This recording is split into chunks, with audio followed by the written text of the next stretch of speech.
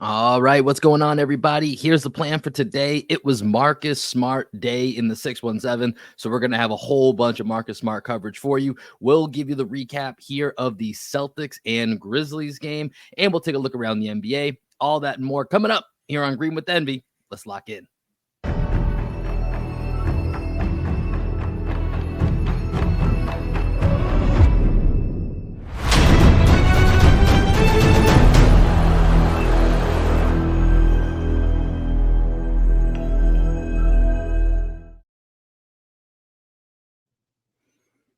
What up, what up, what up? Welcome into another edition of Green with Envy, a post-game recap edition. As always, this is your boy Will Weir checking in. How you doing? How you living? We're going to be talking a lot today about Marcus Smart, and I'm pretty excited to do it. And here to join me and break down what I guess you could call was an NBA basketball game. It's my best friend, co-host, and the coach of our podcast, the one and only, the comfy Greg Manakis. Got that plushy life going on.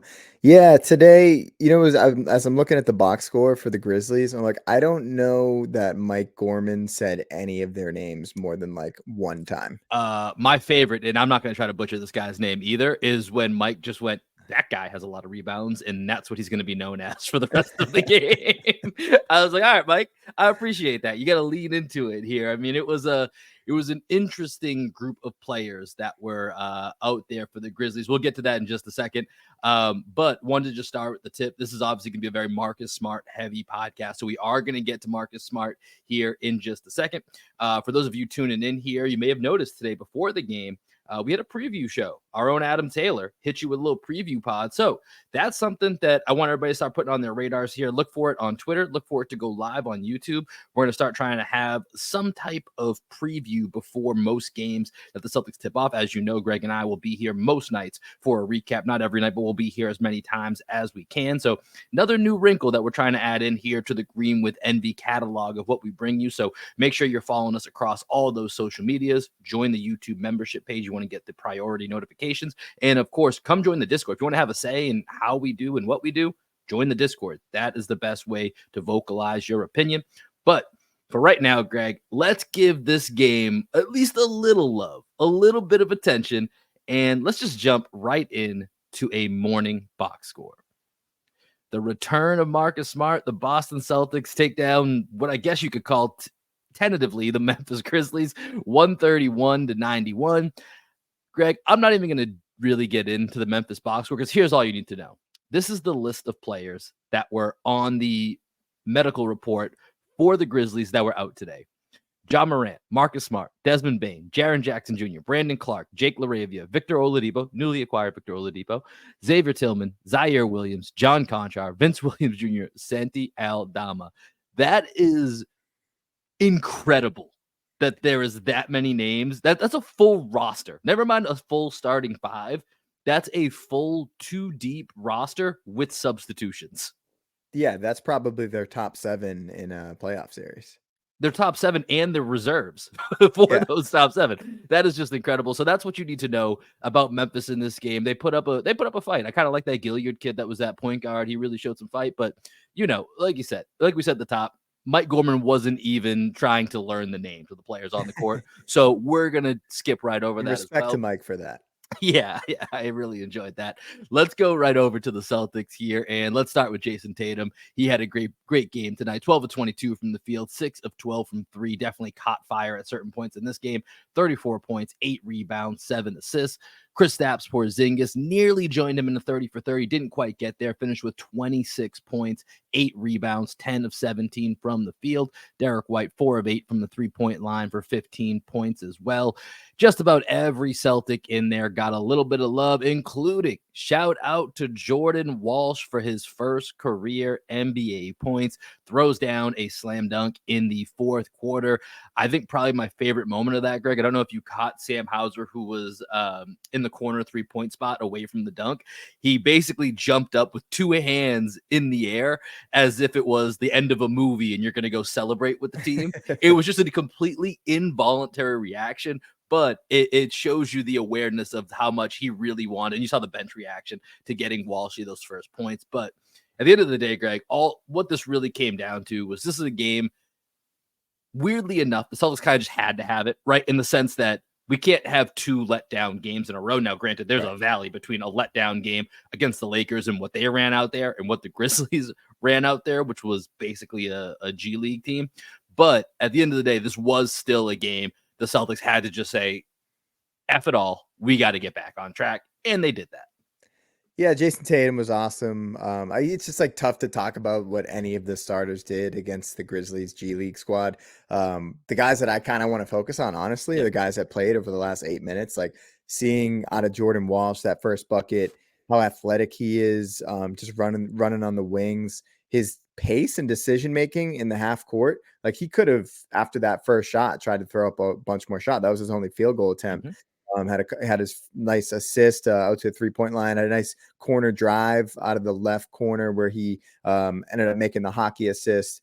I think it ended up being a Svi 3. You know, Svi gets in, just starts firing away. Svi's ready to go. Svi and Lamar and Banton are ready to fire when they get in.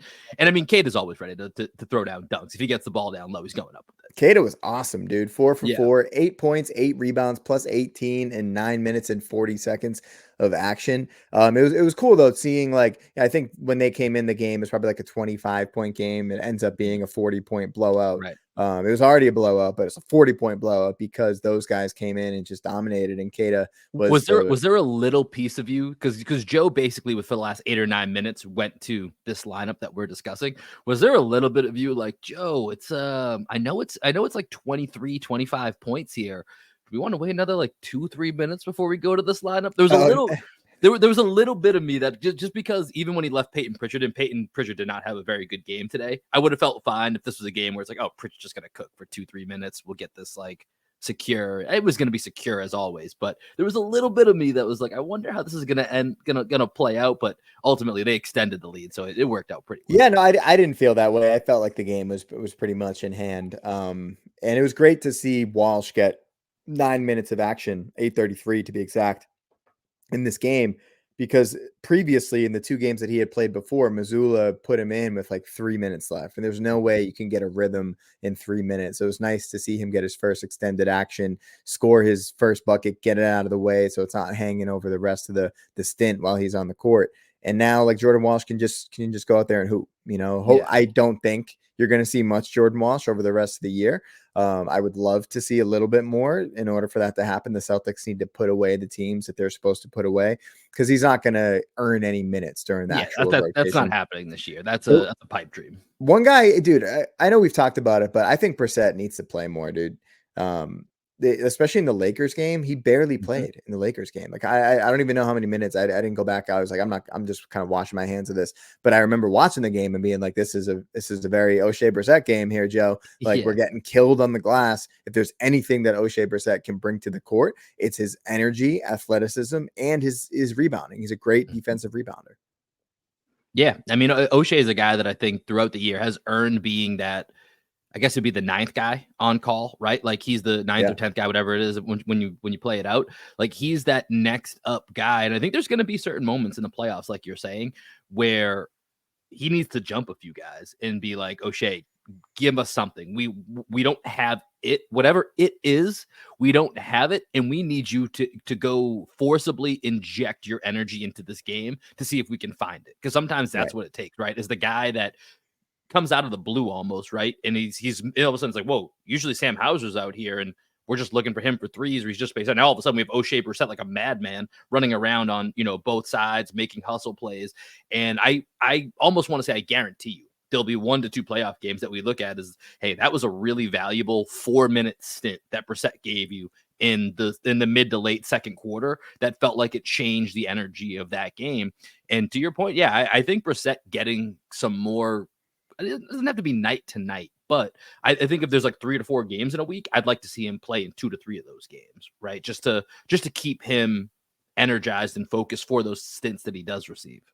And he doesn't get intimidated by like intensity and athleticism in big games. And I think that is something that a knock on Pritchard and Hauser you could probably say about those 2 guys, which is why I keep coming back to like getting a Caruso is like, who are the 7 guys that you can trust in like a huge game, super intense environment? And I don't know that Hauser or Pritchard are really those guys. Like Game 7 on the road, could they actually do it? I'm not saying Brissett could do it, but I want to see him get more opportunities in big games because he hasn't gotten that opportunity. Joe just hasn't put him out there in those games. So I just want to see moving forward, if we're in a situation like playing against the Thunder, we're playing against the Heat, the teams like that are very physical with us. Maybe we already played the Wolves 2 times. I'm trying to think of other teams that might fit The in Magic. here. The Magic, yeah, he might be too small for the Magic, but yeah, I would like to see him get an opportunity Well, I against mean, them. to your point, energy travels, right? Yeah. And that's going to go with you. Whether or not Pritchard or Hauser are hitting shots, that's it's kind of a crapshoot some nights, right? You don't know what you're going to get, but if you put Brissett in for a 3 to 4 minute stint, kind of what that bare minimum is that you're getting, which is that energy. It's hitting the glass. It's impacting your game with athleticism. So I do think that's interesting to think about. Brissett getting a few more minutes. I mean, he only played 10 minutes tonight. Would just like to see maybe a few more minutes out of him, especially where Peyton Pritchard, Hauser was okay. Like, these guys weren't having great nights. Would have been nice to see Brissett get some more time with some of the starters. I guess my last thought here, just on these last couple minutes, is like we pointed out, Banton 0 of 4, Svi 2 of 5, Lamar 2 of 4. I do appreciate that Jordan Walsh got in and doesn't feel the need to force it. Like, he's very much like, I'm here to do my part. I'm looking at Banton, Svi, and Lamar. Hey, guys, can we actually let the Rook develop a little bit? Now, I know they have a different, agenda, right? These guys are trying to keep jobs in the league. Right. Because they might get traded this week. Exactly. So I totally understand that. But I know, like, as a fan watching, all I was thinking was, can we get the ball back to Jordan at some point? I want to see what happens. But like you said, I understand. But the opportunities that he got, he passed them up. He made the right play. He could have forced it. I think he touched the ball on offense, 5 times by my count. And he had the dunk, he had an assist, he had a hockey pass, and then a couple plays where he just gave it up right away. I'm saying the ball could have made its way back to him, but it didn't, because they took all of course. Yeah. You would expect, like, as he's moving the ball, that maybe that becomes contagious and everybody wants to make the extra pass. Not so much. Exactly. But good win for the Celtics here, 131-91 over the Grizzlies.